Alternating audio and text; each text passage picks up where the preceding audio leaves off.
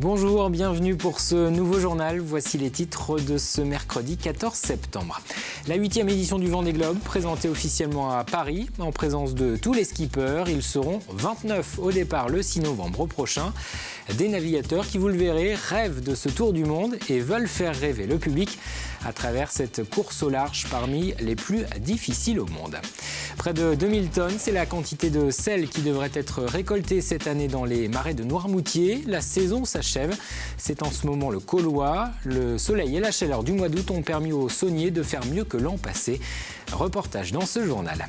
Et puis la suite de notre série consacrée aux journées du patrimoine. Nous irons à Tiré visiter la propriété du chef d'orchestre William Christie, plus exactement les jardins qui s'étendent sur 3 hectares. Un parc divisé en plusieurs espaces différents. Ces jardins seront ouverts ce week-end. C'est donc la dernière ligne droite pour les skippers du Vendée Globe. Ils n'ont plus que quelques semaines pour achever leur préparation. Dans un mois, tout juste, ils devront avoir amarré leur bateau au ponton des Sables d'Olonne avant le départ de la course qui sera donné dans 3 semaines plus tard, le 6 novembre. Les skippers étaient tous présents ce mercredi pour une conférence de presse à Paris. Pendant près de 2 heures, cette 8e édition du Vendée Globe a été présentée. Une édition plus internationale que les précédentes. 10 nationalités seront représentées. Les 29 skippers partagés pour le moment entre appréhension et envie d'y aller. Écoutez quelques-uns d'entre eux. On est en pleine remise en route du bateau, il a été mis à l'eau il n'y a pas longtemps, donc on est en phase remise à jour un petit peu de ce qui est poulie, boot, on va le mater demain, voilà, et les premiers tests se feront début de semaine prochaine. Donc on est encore dans la fin du chantier optimisation, quoi. Il y a un peu d'appréhension, c'est sûr, parce qu'on part sur un défi qui est énorme, qui est exceptionnel. On va tourner autour du monde avec un bateau en solitaire, c'est des machines qui sont dures, donc oui, il y a un peu d'appréhension, parce que moi c'est mon premier. Je pars dans des mers que je ne connais pas, même si on a des retours d'expérience. J'ai jamais été dans l'Indien, j'ai jamais été dans le Pacifique. J'ai la chance de pouvoir avoir un petit garçon qui va naître quelques semaines avant le départ. Donc c'est un challenge aussi, un challenge autour du monde et ça me donnera une connotation particulière. Et ce tour du monde, je le ferai aussi pour ce nouveau-né-là. Maintenant, on est vraiment concentré sur l'objectif. On sait que les compteurs sont remis à zéro, qu'il va falloir faire une nouvelle course. Et, non, je crois que la motivation est intacte et on essaye de finaliser les derniers préparatifs du mieux possible, les derniers entraînements, essayer de trouver les meilleures solutions pour encore gagner en performance. Voilà, c'est le programme des semaines à venir. Et on retrouve tout de suite sur place à Paris Élodie Pépin. Élodie, un mot a été plusieurs fois prononcé pendant cette conférence de presse de présentation. C'est le mot « rêve ». Oui Samuel, alors durant cette conférence de presse qui avait pour but de présenter les 29 skippers qui seront au départ du Vendée Globe le 6 novembre prochain, eh bien le mot qui est le plus revenu, vous l'avez dit, c'est le mot rêve. Un à un, les skippers ont pris la parole pour expliquer leur engagement dans cette course et ce qui en ressort, eh bien c'est l'envie de rêver et de faire rêver le public, surtout dans ce contexte un peu particulier après les derniers attentats. Écoutez à ce propos Yves Auvinet, président de la SEM Vendée. C'est une course avec toute son exigence. En solitaire, sans escale, sans assistance, et à la fois, au travers des projets portés par un certain nombre de skippers, il y a toute une aventure que je qualifierais d'humaine derrière. Au travers de l'engagement d'un sponsor, à travers de l'engagement vers du caritatif, et en tant que tel, aujourd'hui, on voit bien que quelque part, ces skippers qui font une course autour du monde ont une histoire à nous raconter. Une histoire pour nous faire rêver. Et c'est peut-être là aussi que le mot rêve vient et que je trouve ça donne une incarnation à cette course, ça donne une humanité à cette course et je crois qu'aujourd'hui on en a bien besoin. Et puis dans cette conférence de presse, il a été aussi question du village, ce fameux village qui sera installé dès le 15 octobre prochain au Sables d'Olonne. On pourra notamment y retrouver le PC course, mais aussi un espace ludique pour les enfants ou encore une cabine à rêve où il sera possible de réaliser le rêve de son choix en réalité virtuelle.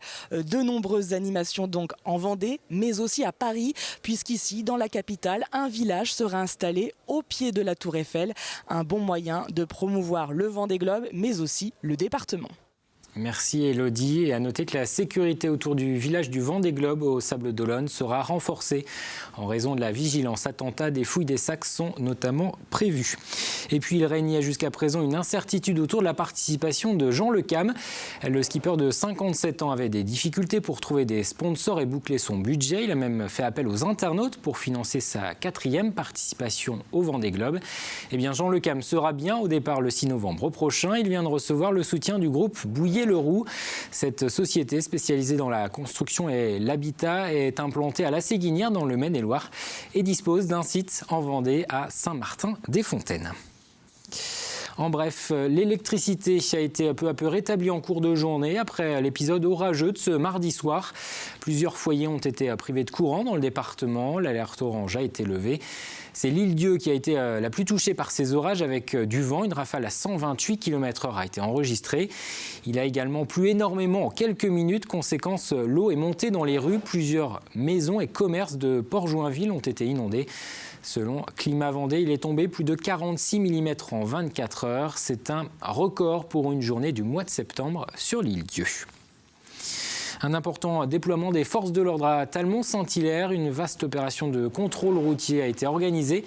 Objectif, épingler les conducteurs qui ne respectent pas le code de la route. En 2 heures, 28 infractions ont été relevées, 3 permis ont été suspendus. Ce dispositif important de gendarmes avait aussi pour but de marquer les esprits, car ces dernières semaines, le bilan de la sécurité routière s'est particulièrement alourdi. Depuis le début du mois d'août, 12 personnes ont été tuées, ce qui porte à 39 le nombre de morts depuis janvier. C'est 14 de plus que l'an passé et près d'un tiers des victimes étaient des jeunes. Ce sont des morts qui auraient pu être évitées en respectant le code de la route. La vitesse et l'alcool au volant sont les principales causes des décès en Vendée. Les gens regardent aussi leur téléphone portable en conduisant. Certains brûlent des stops, des feux rouges. Tout ça peut être largement évité et le préfet de la Vendée en appelle à une responsabilité collective de tous. Tous ensemble, nous pouvons faire baisser ces chiffres de la mortalité routière sur les routes de Vendée. Et c'est dans ce contexte que la prévention routière a fait sa rentrée ce mercredi. L'association regroupe en Vendée 20 animateurs qui, tout au long de l'année, se rendent dans les écoles du département pour sensibiliser les plus jeunes aux dangers de la route. L'an dernier, ce sont ainsi plus de 45 000 élèves qui ont participé à des actions d'éducation routière. C'est un message qui passe par de la théorie, mais aussi par de la pratique, parce qu'on pense que c'est en étant dans la pratique qu'on retient mieux les messages. Et donc, pendant toute l'année scolaire, nos animateurs qui sont ici présents toute la journée vont utiliser des outils pédagogiques pour faire prendre conscience que circuler sur la route, circuler sur le trottoir, ça a des risques. La saison est sur le point de s'achever pour les producteurs de sel de Noirmoutier. Le Caulois a débuté. Le sel récolté ces dernières semaines est en train d'être acheminé jusqu'à la coopérative de Lille. Et contrairement à l'an dernier, la quantité de sel ramassée cette année s'annonce plutôt satisfaisante. Un soulagement pour les sauniers, car le lancement de la saison a été tardif en raison de la météo. Antoine Ordinez, Alix Lanos. Ce sont les tout derniers jours de récolte pour les sauniers de Noirmoutier. C'est en effet maintenant le temps du Caulois. Pendant une semaine, les producteurs de la coopérative de Lille vont y amener leur sel pour le stocker, le mettre à l'abri. C'est vraiment un très très grand moment pour nous. En fait, c'est le point culminant qui correspond en fait à l'accumulation de tous les efforts, toutes ces heures passées dans les marais pour produire ce produit magnifique qui est le sel de Noirmoutier. Les remorques de sel se relaient donc. D'abord la pesée, puis le stockage sur les barges. L'or blanc s'amoncelle petit à petit. Pour les 95 producteurs de sel de Lille, la récolte, bien que tardive, a été bonne. On estime à 2000 tonnes cette année de production. Alors c'est des estimations, c'est-à-dire que c'est chaque producteur qui donne ses estimations. On aura le chiffre exact vendredi soir quand toutes les remorques sont rentrées, quoi. Ils peuvent avoir le sourire, les sauniers, car si la saison avait mal démarré, ils ont enfin pu, à la mi-juillet, travailler sans s'arrêter grâce à des conditions climatiques très favorables. Et à quelques heures de la fin de la saison, ils scrutent encore le ciel. On espère toujours que le temps se maintienne, puisque s'il se met à pleuvoir, ça devient une catastrophe. On ne peut plus trop rouler, donc généralement on redécale un petit peu plus après, quoi. Donc comme ils annoncent de l'orage cette semaine, on espère que ça ne tombe pas sur la tête. Voilà, on a eu un super été, il faut que ça continue, quoi. Ce sont donc près de 2000 tonnes de sel qui sont attendues cette année. L'année dernière, 1400 tonnes avaient été récoltées. Dans l'actualité sociale, nouvelle journée de mobilisation contre la loi travail. Ce sera la 14e depuis la présentation du texte par le gouvernement. Les syndicats appellent de nouveau à faire grève et à manifester ce jeudi. Un rassemblement aura lieu à 14h30 place Napoléon à La Roche-sur-Yon. Malgré la promulgation de cette loi travail début août, les syndicats ne désarment pas. Même si la loi est aujourd'hui adoptée, je rappelle qu'elle a été adoptée par le 49-3, car ce gouvernement est minoritaire, il est même triplement minoritaire. Minoritaire dans l'opinion publique, 70% des citoyens interrogés et à plusieurs reprises se sont déclarés hostiles à la loi travail. Il n'a pas de majorité parlementaire, donc le 49-3, et il a une majorité de syndicats qui sont hostiles à la loi. D'où la nécessité de poursuivre la mobilisation. On ouvre une page sport à présent avec du basket. Challenge jouait ce mardi soir à domicile face à Saint-Chamond, club de Pro B. C'était les 32e de finale de la Coupe de France. Les Vendéens se sont inclinés. Mais pour le nouvel entraîneur chalandais, l'objectif cette année, c'est bel et bien le championnat. Chaland a d'ailleurs enchaîné les matchs ces dernières semaines pour être prêt. Alexis Raison. Les Chalandais sortent la tête haute de la Coupe de France de basket. En 32e de finale, malgré l'avantage du parquet, ils n'ont pas pu venir à bout de Saint-Chamond, équipe de Pro B supérieure sur le papier. Une défaite dès le premier tour, 82-71, mais le VCB n'a pas démérité. Ce qui nous a manqué, c'est de l'intensité dès le début du match. C'est vrai que passer une équipe comme ça, on le paye cash derrière, c'est un niveau au-dessus. On aurait voulu une victoire pour commencer l'année. Malgré tout, on va en prendre cette défaite comme une leçon. Si Chaland se serait bien offert un 16e à domicile contre une Pro A, le coach, lui, voyait plutôt ce match de Coupe de France comme une dernière répétition juste avant le début du championnat. Ce soir, on a vu des bonnes choses, d'autres beaucoup moins bonnes. Il y a des corrections encore à apporter, ce qui est assez logique à ce moment de la saison. L'objectif, c'est d'abord de gagner ce match à Rennes samedi, qui est un match important pour lancer notre saison. On voulait faire un match cohérent ce soir de ce point de vue. Avec 5 victoires en 7 matchs de préparation, l'arrivée de 5 recrues, dont les Américains Cox et Gibson, et celle de Philippe Namiste sur le banc, Chaland semble nourrir de nouvelles ambitions pour la saison à venir. Nous, nos objectifs sont clairs, on veut participer aux playoffs cette année. Il y a effectivement une dynamique autre qui est plus au changement d'entraîneur et au changement de joueurs, mais qui est plus dans la continuité de ce que le club peut avoir envie. Et j'espère qu'on va être à la hauteur de ces envies-là. La saison de National 1 démarre donc samedi à Rennes pour le VCB. Prochain match à la Salle Vrigno le 24 septembre contre Orchy. Un mot des Jeux paralympiques de Rio. Le Vendéen Stéphane Houdet reviendra du Brésil avec au moins une médaille, peut-être en or. Le licencié du club de Saint-Hilaire-de-Riez s'est qualifié en double pour la finale de tennis en fauteuil. Stéphane Houdet et Nicolas Peffer seront opposés à des Britanniques. Cette finale du double aura lieu ce jeudi. Direction à présent tirée pour la suite de notre série de reportages consacrés aux Journées du patrimoine. Elles auront lieu ce week-end. 180 lieux seront ouverts au public dans le département. Et depuis lundi, nous vous proposons dans ce journal de découvrir quelques éléments de ce patrimoine vendéen. Ce sont des jardins que nous allons visiter aujourd'hui, ceux de la propriété du chef d'orchestre William Christie. Un cadre de verdure qu'il est possible d'arpenter quelques jours dans l'année, notamment pendant le festival de musique baroque, et qui demande, vous allez le voir, beaucoup de travail aux jardiniers qui en ont la charge tout au long de l'année.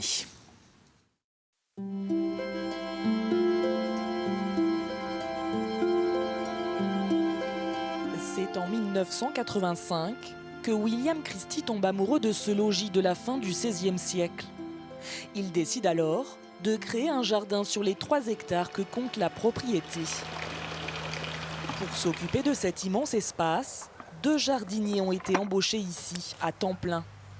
David Martin y travaille depuis 10 ans. Aujourd'hui, on prépare le jardin pour les journées du patrimoine. Donc on essaye que le jardin soit le plus joli possible. Donc on soigne les rosiers, les dahlias, etc. en retirant les fleurs fanées. On va rebiner tous les massifs pour que le jardin soit aussi propre que possible. Et du travail, il n'en manque pas. Entre le jardin de fleurs, le potager, le verger et la centaine de haies aux formes toutes plus originales les unes que les autres, David Martin a de quoi s'occuper. Ici, Chaque recoin est différent, chaque espace a son histoire. Je vais vous présenter maintenant le théâtre de verdure qui est une des parties les plus représentatives de notre jardin. Donc ici c'est le théâtre de verdure. Donc M. Christie a imaginé ici dès le départ un lieu de musique pour jouer des concerts dans son jardin. Et donc c'est le mélange de deux styles, donc les chinoiseries 18e siècle et le baroque. C'est la partie qui surprend le plus les visiteurs dans le jardin. Du théâtre de verdure au jardin rouge, en passant par le miroir d'eau, la balade dans les jardins de William Christie est toujours un émerveillement que le chef d'orchestre franco-américain aime partager. Ici, les portes sont ouvertes au public les 10 premiers jours de juillet et tout le mois de septembre. C'est important pour nous d'avoir du public dans le jardin, de voir les gens se promener, apprécier le jardin, passer un bon moment et puis avoir les retours des gens aussi bien positifs que négatifs. Classé jardin remarquable depuis 2004, le lieu fait partie du patrimoine vendéen. Il sera ouvert au public ce week-end avec une activité jardinage à destination des enfants. Avant de refermer ce journal, un mot de la météo. Le temps sera encore maussade ce jeudi avec des nuages gris, des averses et quelques éclaircies. Les températures, elles ne vont pas remonter. 13 à 17 degrés le matin, il fera 19 à 22 au meilleur de la journée. Le bulletin complet, c'est dans un instant avec Fanny Poirier. Les programmes continuent sur TV Vendée. Ne manquez pas ce jeudi la grande émission. Adèle Fugère parlera de la saison culturelle du Grand Air, la scène nationale de La Roche-sur-Yon, avec sa directrice Florence Fèvre et la comédienne et metteur en scène Marilyn Leray. La grande émission, ce jeudi, c'est à 18h05. C'est la fin de cette édition. Merci de l'avoir suivi. Je vous donne rendez-vous demain pour un nouveau journal.